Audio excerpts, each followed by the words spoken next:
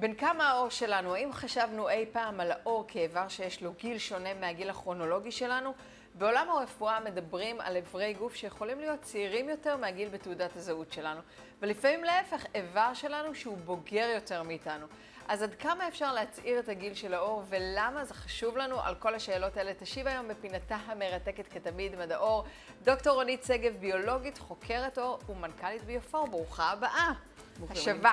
מעניין מאוד. האם הגיל של העור זה בעצם בין כמה שאנחנו נראים? זו שאלה טובה, זה יכול להיות מבלבל וזה דומה, אבל זה לא בדיוק. הגיל של כל הפנים שלנו מורכב מכמה דברים, מרמת העצם והשריר והשומן התת-עורי וגם העור. זה הגיל של כל העור שלנו. אז ברמת העצם, עם הגיל הגולגולת מתכווצת, ואז בעצם העור, שזו אותה כמות עור, תלויה על פחות עצם, ואז יש קצת צניחה.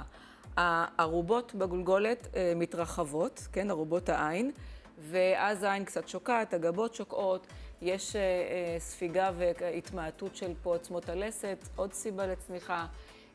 ברמת השריר הוא קצת צנוח, זה מצניח קצת את הפנים.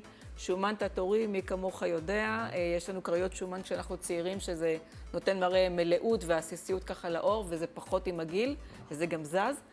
ועל כל זה תוסיף השתנות של העור, שזה של המבנה והפיזיולוגיה והביולוגיה של העור, וכתוצאה מכך המראה החיצוני שלו. עד כמה הוא חי וקורן וחיוני, עד כמה הגוון הוא אחיד. דברים שהם מאוד קשורים לאטרקטיביות של איך אנחנו נראים. אז איך בעצם קובעים בין כמה העור שלנו? בשביל זה לא צריך לראות אותנו. האמת, אם נוציא ביופסיה, זה חתיכת עור זעירה קטנטנה ונשים מתחת למיקרוסקופ מאישה בת 50 ומנערה בת 15, נוכל לראות בבירור את מה שעושות השנים. גם אם לא נחשפנו להרבה שנים של שמש וסטרס והרבה חיוכים והבעות שעשו לנו קמטוטים, נשים בצד. הביולוגיה, יש תהליכים ביולוגיים שעוברים על כולם, ואותם אפשר לראות בבירור במיקרוסקופ. אז באותה חתיכה שלקחנו מאישה בת 50, אנחנו נראה פחות קולגן, עובי עור פחות עבה. גם הקולגן שנראה הוא שונה, הוא פחות מסודר, יותר מבולגן, הוא קצת שבור לפעמים, פחות אלסטין, פחות חומצה הילורונית ועוד דברים שיש בעור צעיר.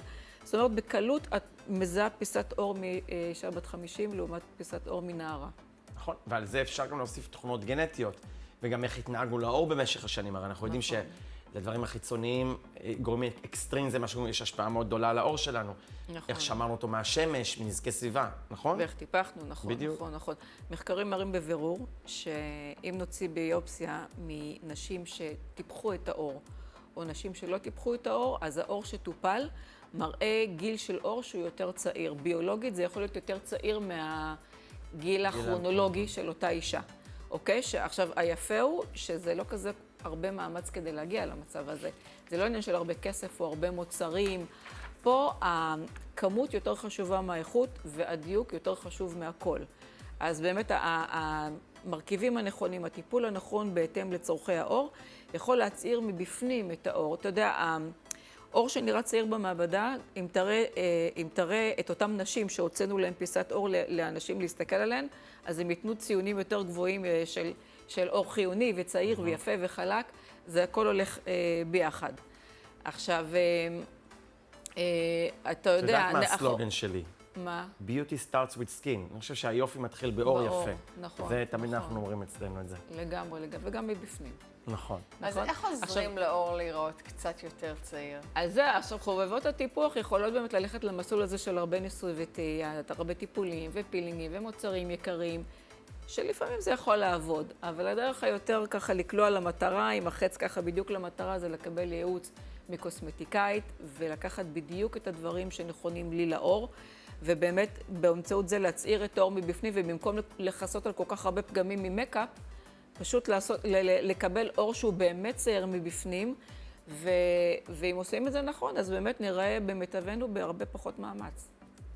בקיצור, דוקטור רונית שגב, זה לא הגיל, זה העור. תודה רבה, אנחנו מחכים כבר לפעם הבאה שניפגש. תודה רבה. בכיף.